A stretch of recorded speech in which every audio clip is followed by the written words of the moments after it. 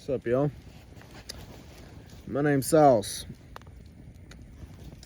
Now, I hope this is fine. Somebody who may be struggling as a teenager. I'm 15 myself. I know. Trust. Now, advice. This is advice for teenagers from a teenager is to not worry about things that you yourself cannot control. Like, don't worry about the next war or the next president or the next thing. You know, we can't vote. We can't control what goes on in our world, so why worry about it? Another thing, spread love, spread joy. We live in a generation full of drama and bullshit and relationships that only last a few weeks just for people to stir the pot. There's something I say from Dwayne, Jar Creek Wrangler School, is that if you separate the coals, the fire will go out. I have a fire going myself at a fort that I sleep in, because why not? You know, you have the rest of your life to sit in a bed and, you know, just ride to watch TV. But you don't have the rest of your young life, right? Take advantage of it, right? Now, if you separate your coals, the fire will go out. All right. Now think of the right coal, the person who is aggravating you, disappointing you, just being an overall buzzkill, and you. Now, take this. Fire will go out. The fire between you two and whatever it is. And yeah. And then situation burns out. Another thing is calm. If you can be calm, you can be anything. Control. Control is power, though. Control, you can't have control over other people, what they think of you. But you have control over your words, what you can do for yourself, how you can change your body, how you can view your self-image, what you can do. Not them, you.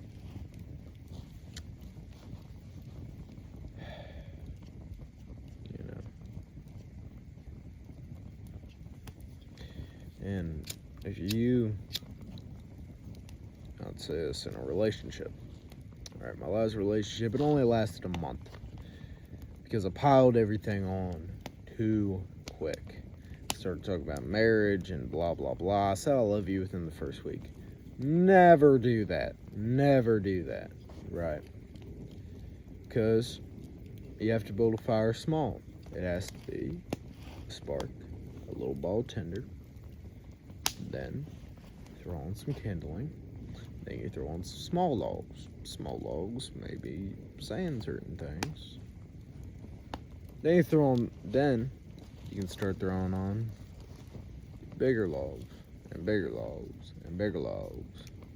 And eventually, you get a fire so big you can throw a whole tree on there and not worry about it. Now, throwing the whole tree is a true commitment. Saying, talking about marriage, kids, blah, blah, blah. Everybody loves to talk about it. It's fun, but it ain't good, you know. Because if you pile big logs before you pile small logs, fire goes out. There's no air, no breathing, no nothing.